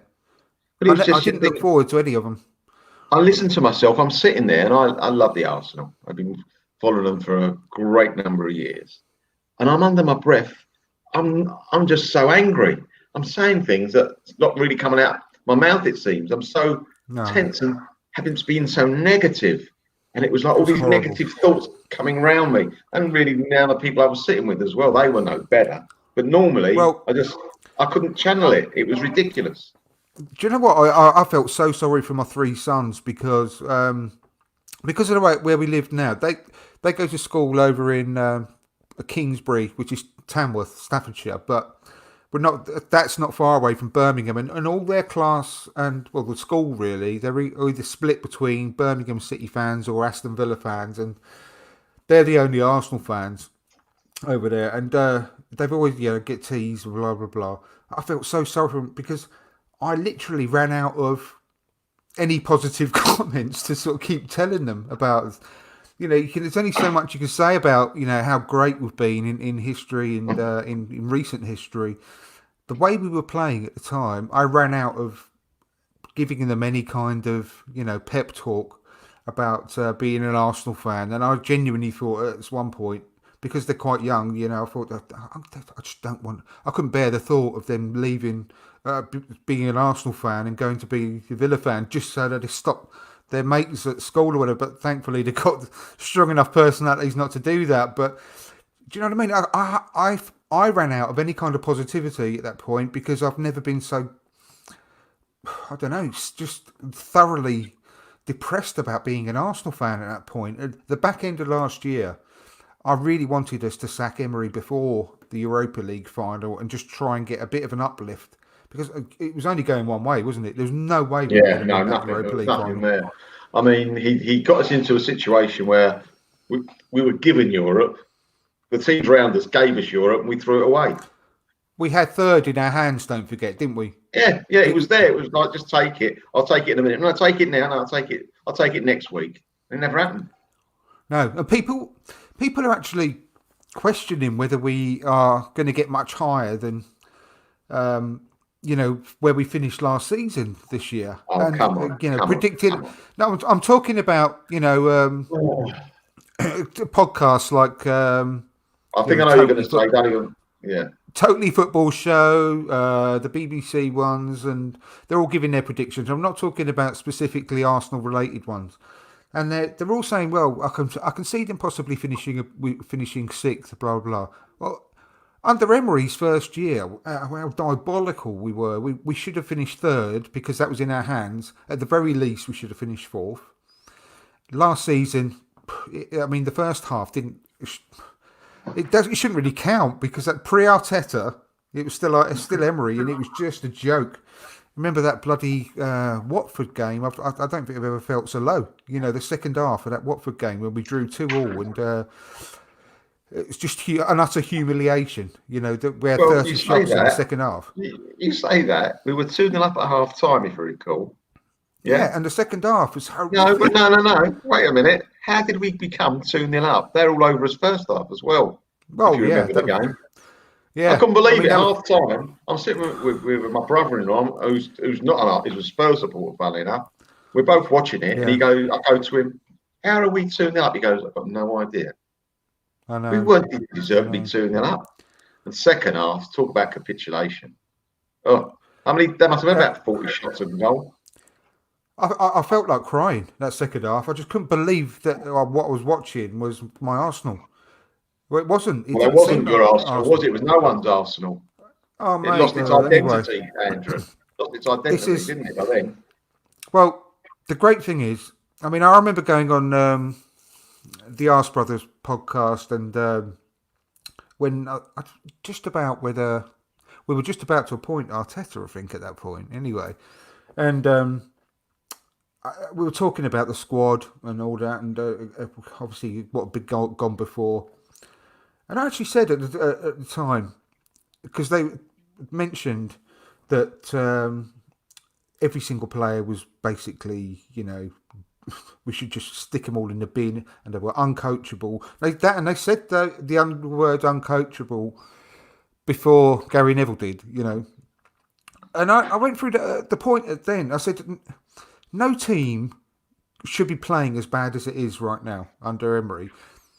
And I've got absolutely no doubt, if you get a coach in who knows what the hell they're doing and gets them organised, we have still got a decent squad, which we did at the time. And I still stood by that the whole time. It was just Emery's lack of tactics. I genuinely don't think he had a clue what he was doing after a while. He'd lost the plot. He literally what is quite amazing? One of the games we played at home at the beginning of his time, Emery, I sat right nearly behind where the manager sits, right? just a bit to the side of that, about 10 seats up. A friend of mine's got the second row there. It's a terrific seat. So he invited me along one game. And I could not see the pitch. Emery was everywhere. He was going backwards and forwards. He was like giving it all. But you notice at the end of his tenure, he never got out of his seat. No, stop. It was so obvious. Even when Pepe scored those 2 free kicks at the last 5 minutes of that game in the Europa League, he didn't even get up off his seat then. He'd gone. He'd gone completely. And listen, absolutely.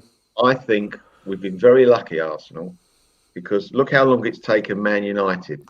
And I don't think they've quite done it, though some people think they have found their successors to Ferguson. Right? It's taken them years. It's only taken us 18 months to find a successor to Wenger. And me and you and people like us are very lucky that we've been in a situation where we've seen Graham, Wenger, and now Arteta. 3 great Arsenal managers. Well, one will be great, I'm sure.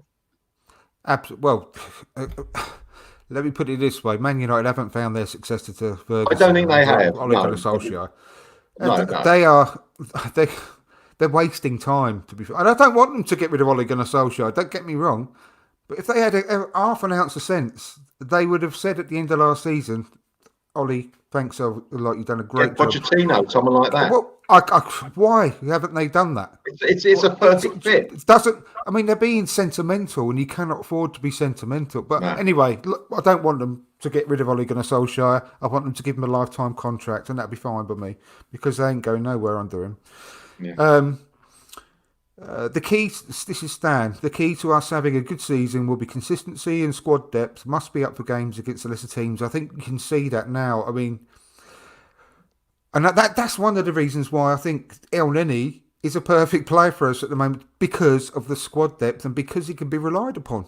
You know, that sort of player is invaluable, because what is the point of selling him for say 5, 6, 7, 8 million? What is the point of selling him for that? You can't get anyone for that. You know, sometimes players have different names on their backs to their real names. They should do it for El Neni. They should have, I do a job. Yeah, exactly. Really well as well. You know, decent. Very decent. But absolutely no point in selling El Neni unless we get like a really, really big offer, which ain't going to happen. So I think he's an ideal guy to stick around. And do you know what I said earlier about the 3 youngsters being loaned out? It wasn't Nketiah, it was Willock. It was Willock, ESR, and Nelson. And I don't think we should loan any of them, exactly because of that point, because of squad depth as well. I think they've all got something to offer. Willock, again, he's got it. He's got something. And I've said this a load of times, so I do apologise for repeating myself to everyone listening to this, but that knack of being in the right place at the right time is almost that is one thing that is almost uncoachable. He's just got it in his head, and one day it will just click, and he will start hitting the net quite regularly. Do you remember how long it took Ramsey to start actually having a good goal scoring record? I do. I see similarities. It'll come. It will come. Honestly, but I for one, I'm losing a little bit of patience with that. I'm sure it will come. I hope it will come. I know he's played a lot of games for us now, and I'm not saying he should score 2 every week. But for example, the one he missed against Liverpool in the Charity Shield, for me, no excuses. Sorry, Andrew, no excuses. No, that was a bad miss. But you cannot deny that last year was his first full season in the team. Listen, the guy's got a lot of energy.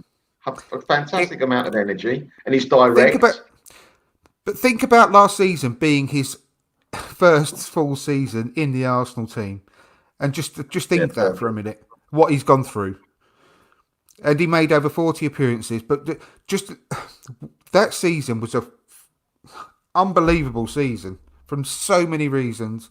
So he needs a bit more time. That's all what I'd say. And Arteta does see something in him, and you can tell that because he brings him on pretty much every game. So it's a wonder. I know they get a lot of money, but it's a wonder a lot of the footballers that played under Unai Emery haven't retired, given up the game, saying, "No, I can't do this anymore." I'm not surprised if they just hand back all the salary and say, "No, you can have it back, mate. I'm going." Yeah, no interest. Unbelievable. Let's have a quick look through some more of these comments. Winston, the whole team at the end of Emery's reign looked sick of the sight of Emery. I totally agree that everyone in the stadium or watching on TV was sick of the sight of Emery. Absolutely. Gilberto rates El Neni, apparently. That's interesting, Carol. I'm not surprised. El Neni is just the sweetest guy. He is. Character-wise, El Neni is the anti-Guendouzi. That's a very good point. Very good point. I'd let El Neni look after my rabbits, and I don't even have any rabbits. People don't rate El Neni because he only cost us $5 million. That's exactly right, Stan. It's snobbery. Personally, I think that was a bargain. If he's only 70% of our best players, we'll give the whole 70% every time. Can't fault that. I think I totally agree. I think you're doing him down a little bit with regards to his quality. Yesterday, I beg your pardon. I genuinely think he had a really good game. Really good game. Chappers straight away actually backed up my point. That's fair, Stan. And the Rabbits will get at least 80%. I'd say, he's a good 80% of a quality player. I'd let my daughter marry on an Ifado. One of you's already mentioned that one, didn't you, Melvyn? Great content, guys. Just Lee. Thank you very much, Lee. Make sure you subscribe. Tell your friends. That'd be really nice. And like the video, please. Chappers. All right, rigmarole watching Emery games. A rigmarole is quite a polite way of putting it. I used to dread it. The Arsenal luchador. Hola from Tijuana. Wow. Very nice. Very nice to have someone watching from Tijuana. Thank you ever so much indeed. In my village, we hold Senor El Neni in very high esteem. If he ever came for a visit, we would furnish him with mucho virgins arriba. Stan's happy with that. Fantastic. Absolutely, yeah. Every team needs a player like El Neni. He always gives his best for the team. Doesn't play up or moan when he doesn't play. Exactly right. You've triggered me mentioning the Watford game. I've got PTSD from that evening. Oh, mate. So have I. It haunts me. El Neni's first season, we only needed 1 point from either Palace or Brighton at home to get fourth. Wenger would definitely have won at least one of those games. I totally agree, Carol. There's no way we would have lost those games. I want to go to Stan. I want to go to Tirana with El Neni. Sounds like it could be fun. I do a good job. Perfect, Melvyn. Some of the youngsters look like they're struggling in an empty stadium. Some of them are going to be banging trouble when the crowds are back playing for blood. I think that, do you know what? I think actually Willock plays better with a crowd, because do you remember that game he had against Liverpool where, yes, it was a poor game at the back when we let in 5. He was so good in blinding that goal, didn't he? What a goal. And he loved every minute of that, you could tell. He ran to the crowd and it really lifted him. So I think it's a good point, because I think some players are benefiting from no crowd. I think some players completely the opposite. I think they're struggling with it, because I heard Ian Wright talking about it actually on the radio, and he said there's literally nothing like the lift it gives you when you're in the tunnel, when you're walking out and all the crowd start cheering. He said you just feel like $1 million, and I think that some people are struggling without that.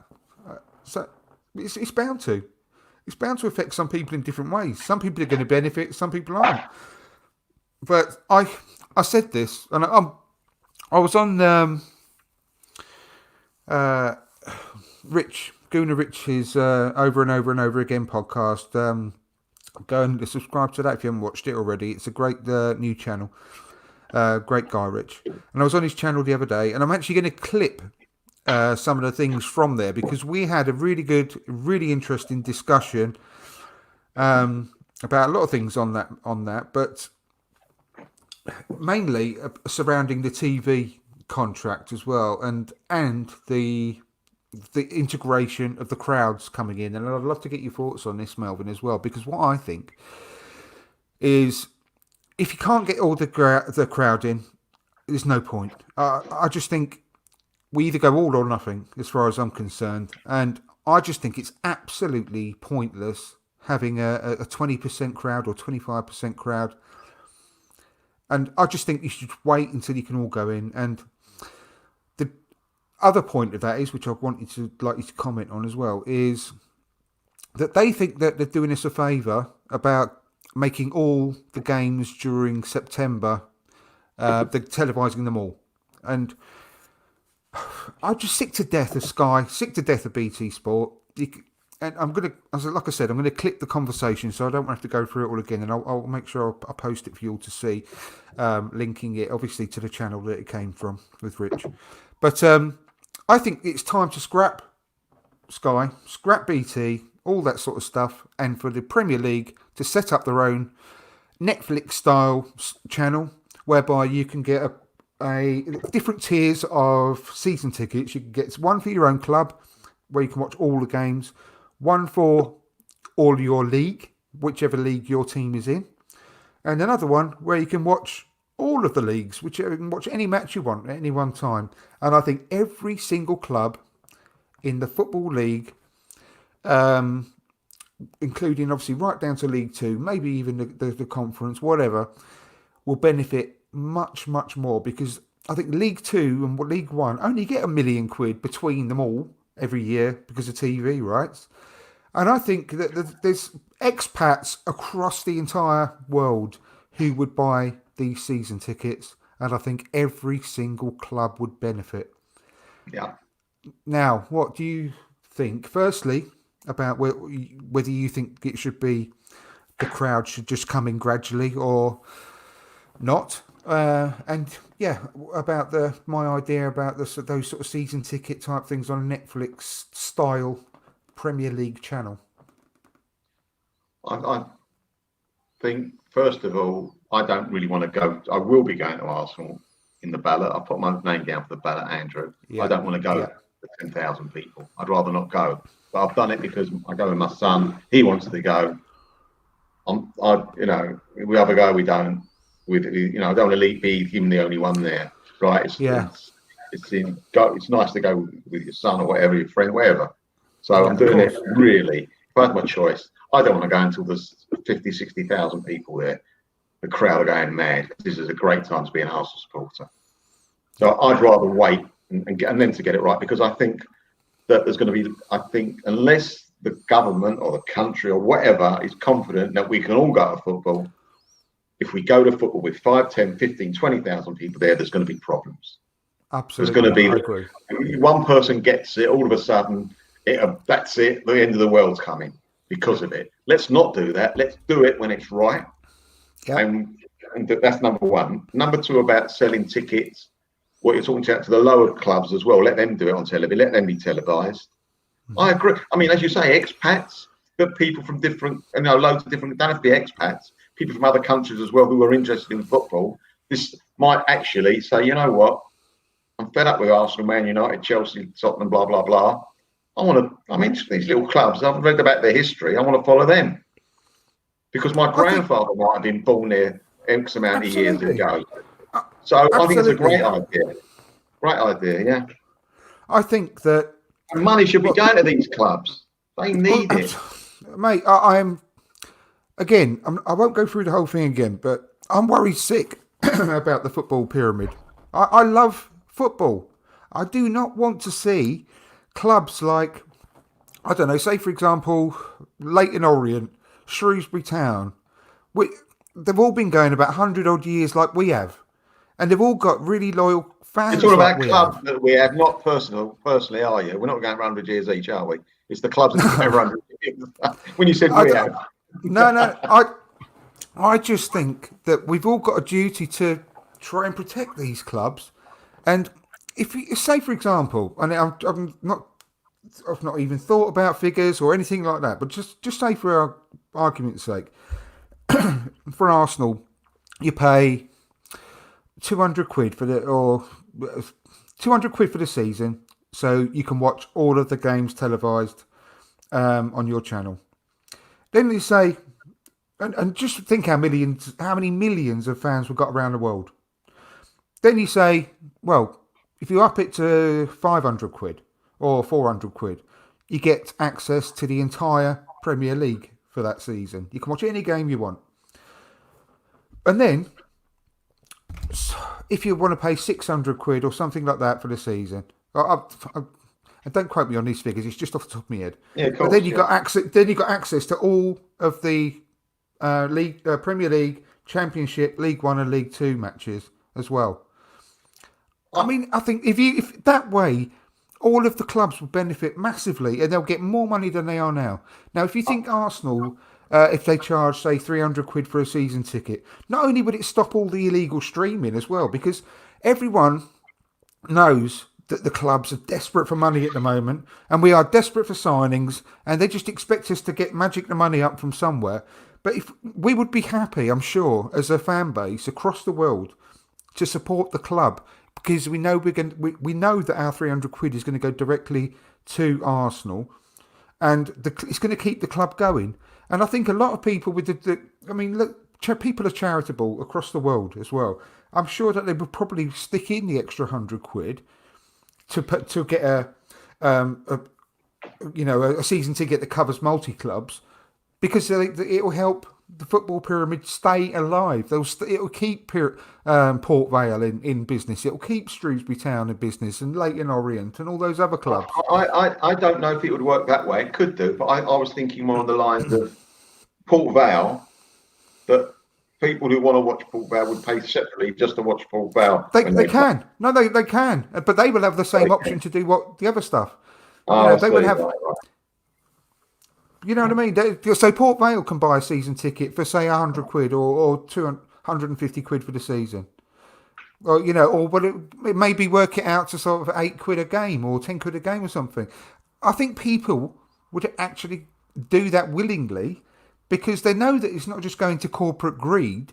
It's actually going towards keeping these clubs alive, and they are desperate.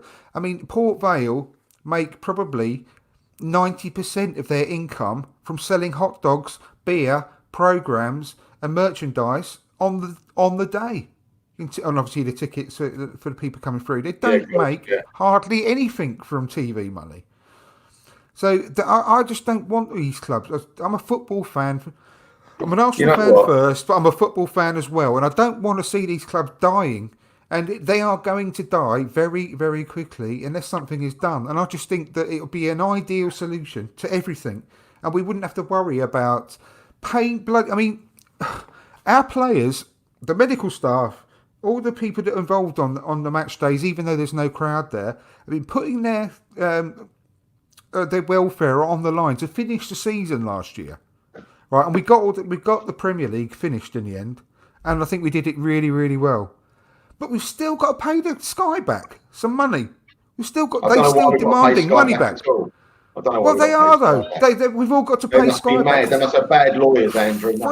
Mate, we need to get rid of that shit, and we need to just take control of it as a Premier League and as the EFL, and come to some arrangement to do this, because So can you continue on this conversation? There's an argument made for what you've just said. Especially when the Sky put a gun to their head. If they've actually made them do that, it's disgusting. Give the money back. There's an argument for saying, if Man United by themselves had they have got their own channel, but were allowed to, the only club to show their own matches, right? How much money? They'd make an absolute fortune for people around the world. Same as Arsenal, Liverpool, all the top teams. We would. We'd be better off. That might happen in the future. It's getting splintered anyway, because you've got BT Sport, you've got Amazon was getting involved, you've got Sky. All of a sudden, it's getting so splintered. The fans might go, I can't afford all this. I've got to do 4 subscriptions. If Arsenal came out and go, right, $5 or $10 a month, you can watch all Arsenal games. It's so cheap. Exactly. It's so cheap. And do you know what the other good... 30 quid. It's so cheap to watch Arsenal every week. Well, I don't know what the actual overall figures are, but I bet you for all of the subscriptions you have to to watch football. I mean, I wouldn't be surprised if you don't get much change out of £1,000 a year if you have to pay for BT and Sky for all the Yeah. football channels and Amazon now as well. Yeah, that's If what they I'm did saying. it, Three now. if they did it themselves, you would save a fortune, and you would get more viewers. And do you know what the other good thing is? If you did get an Arsenal season ticket on this channel that we're talking about, you wouldn't have to put up with the fucking Steve McManaman and all that I'm just bollocks, thinking because that. Yeah. you Yeah. could have your own Oh, legends and your own commentators for your games. So it makes sense all around. I mean, if you're a it Port does. Vale fan, maybe you even get Robbie Williams on there. Well, God forbid. But But anyway, talking about the small clubs, Andrew, all these small clubs have got some kind of history, big history as well. Port well, Vale, I that's the think Stanley point. Matthews came and played for them, didn't he, or something? Was it Stanley Yeah, Matthews played for Port Vale? I can't remember, but they've all got great history, and they've all Yeah, been around for 100 years. And look at Notts County, for example, the first club ever formed, and they've all got fans. Not as many, but they've all got fans that are just as passionate about their club as we are about Arsenal. And I just hate the thought of them all going out of business. It's very, very sad. it is bad, sad. But Notts County, you mentioned, they've got a tie-up, wasn't it? Juventus copied their shirt, was it? Yeah, Juventus copied their shirt. Yeah, That's yeah. how every club has got a history. Absolutely, mate. They played a game away in Italy, didn't they? And That's right. Real Madrid have got their kit because of Leeds United. Did you Is know it that that? way round? Or is it the Yes, other it way is. round? No, it's that. Are you It's sure? that way. I'm positive. I'm Oh, right. absolutely 'Cause I thought positive. that Don Revy changed Leeds. They were yellow and blue Leeds, I thought, years ago. I thought Don Revy wanted to emulate Leeds.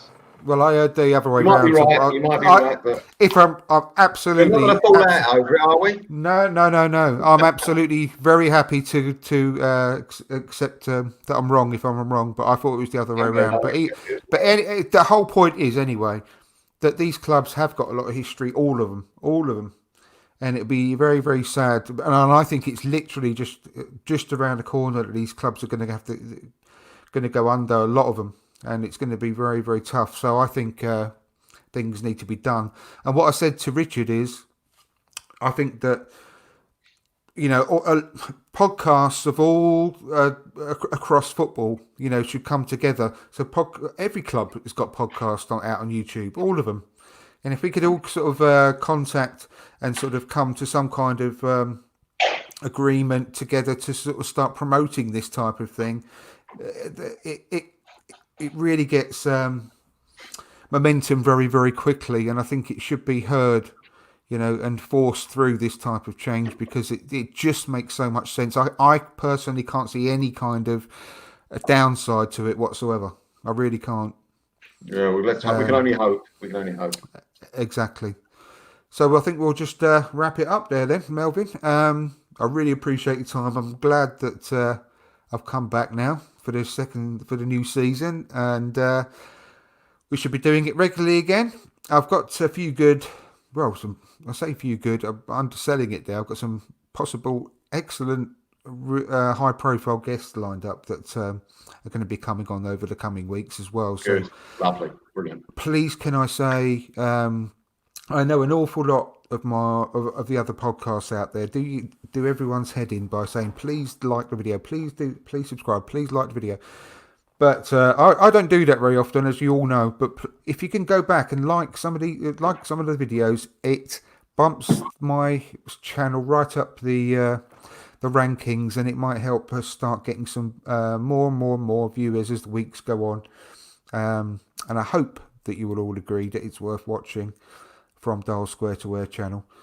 So all help would be much appreciated, and that includes to the people that are listening back on the audio version of this podcast, which goes on to iTunes and Spotify and all the major platforms. If you can give us a like and a 5-star rating, it does the same for them as well. So thank you. I won't go on too much more about that. So once again, thank you to everyone watching. Thank you to Melvin for joining me today. Thanks to Chappers. Thanks to Stan. Thanks to 95 Winston. Thanks to Pat McGee. Carol. Carol, of course. I just want to make sure I don't miss anyone out. Stuart, The Arsenal Luchador, Just Winston, Lee, everyone. Yeah, I said Winston. the Arsenal Lucador, The Arsenal Luchador. Lucador. Yeah, Mason Sadler. Uh, Obviously Richard as well. Mason again. Yeah, everyone. Just thank you everyone for your comments and joining in. Please tell your friends as well. And we'll see you again next week. All the best. Take care. Thank you Bye very bye. much. Thanks again, Andrew. All the best. Bye. Bye bye.